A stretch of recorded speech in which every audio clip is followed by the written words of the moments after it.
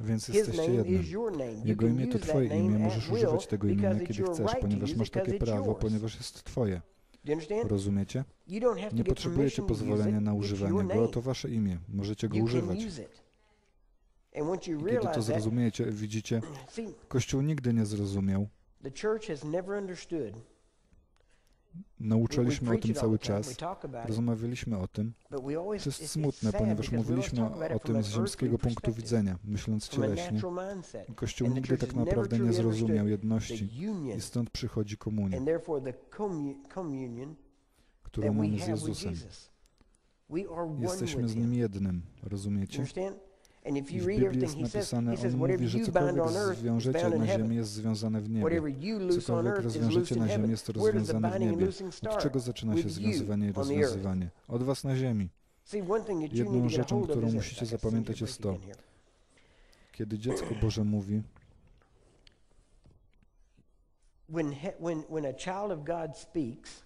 niebo słyszy i zgadza się z tym. I piekło słyszy i jest posłuszne. To jest właśnie to, kim jesteś.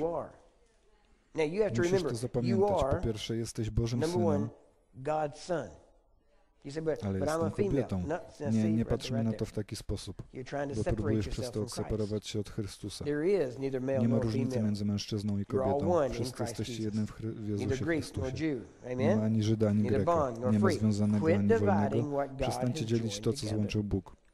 Więc jesteś w Nim, jesteś Bożym Synem w Nim, jesteś Bożym Synem. Jesteś również Panem Diabła.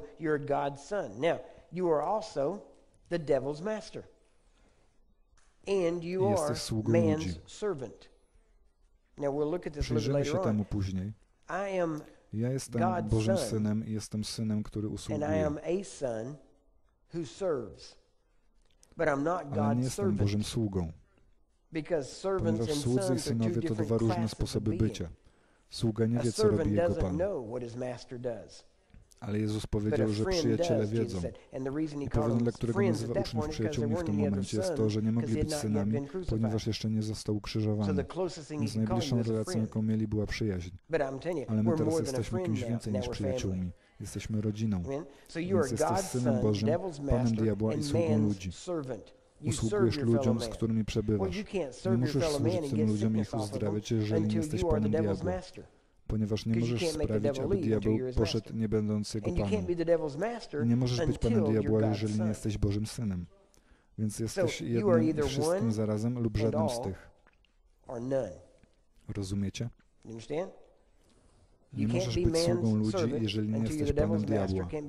Nie możesz być Panem Diabła, jeżeli nie jesteś Bożym Synem, ale gdy jesteś Bożym Synem, od razu stajesz się Panem Diabła, dzięki czemu możesz usługiwać ludziom przez uzdrawianie ich z chorób. W tym seminarium będziemy oczywiście mówić na temat uzdrawiania. Przyjrzymy się pewnym szczegółom, ale tak naprawdę to dotyczy tego, kim jesteś w Chrystusie. Dlaczego? Ponieważ Jezus nie uzdrawiał przez doktrynę. Jezus nigdy nie nauczył uzdrawiania. Jezus uzdrawiał z tego powodu, kim był. Dlatego wy uzdrawiacie z powodu tego, kim jesteście. Znacie doktryny? Czy jest tutaj ktoś, kto nigdy nie słyszał doktryny o uzdrowieniu? Czy nigdy nie słyszał, że uzdrowienie jest w odkupieniu? Większość z was, jeżeli tu jest, szukała informacji na ten temat. Czytaliście książki, znacie inne rzeczy, znacie doktryny. Zabawną rzeczą jest to, z doktrynami odnośnie uzdrawiania, że mogą ich nauczyć bardzo prosto, punkt po punkcie, przechodzić przez listę. I to jest dziwne, ponieważ im więcej tym żyłem, im bardziej ich doświadczałem, to stawało się czymś więcej niż tylko doktryną.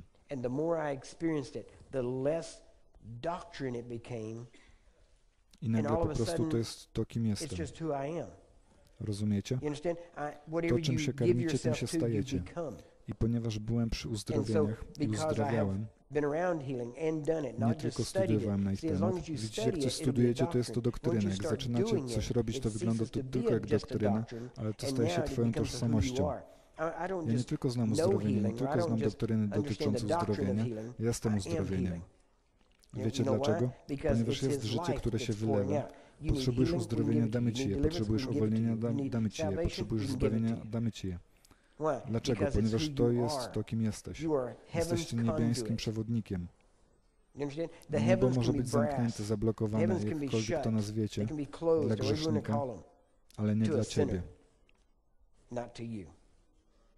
Dlaczego? Pomyślcie o tym w ten sposób. Jeżeli bramy nieba byłyby zamknięte, to nie miałoby znaczenia, ponieważ bylibyście wewnątrz, jesteście z Nim w niebieskich miejscach.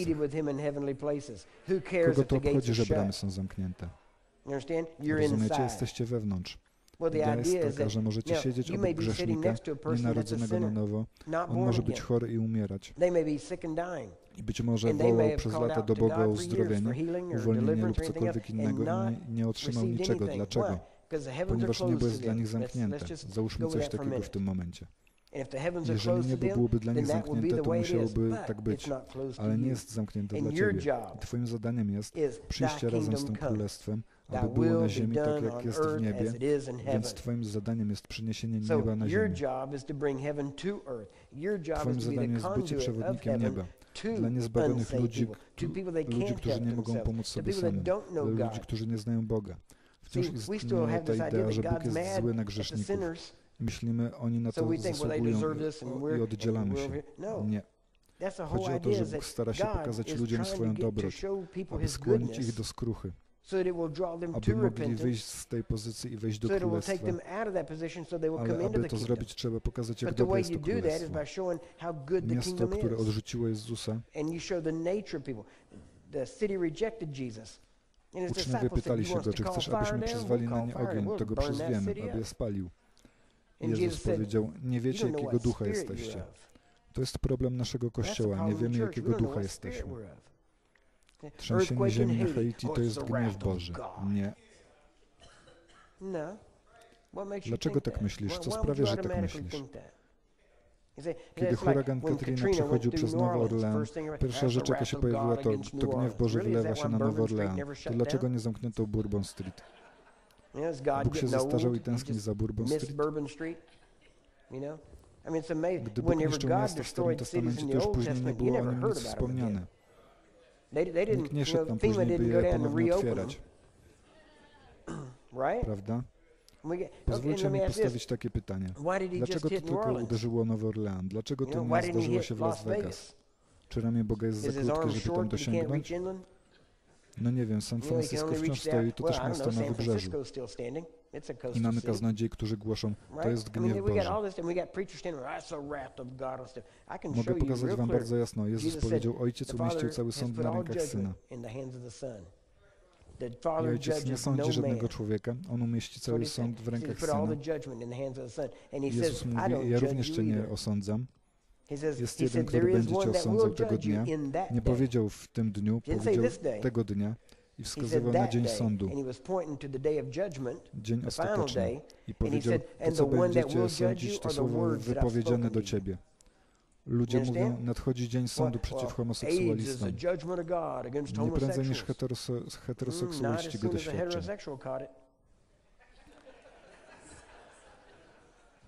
Więc sąd Boży jest zaraźliwy. Nie przechodźcie blisko ich, ponieważ sąd Boży przejdzie na was.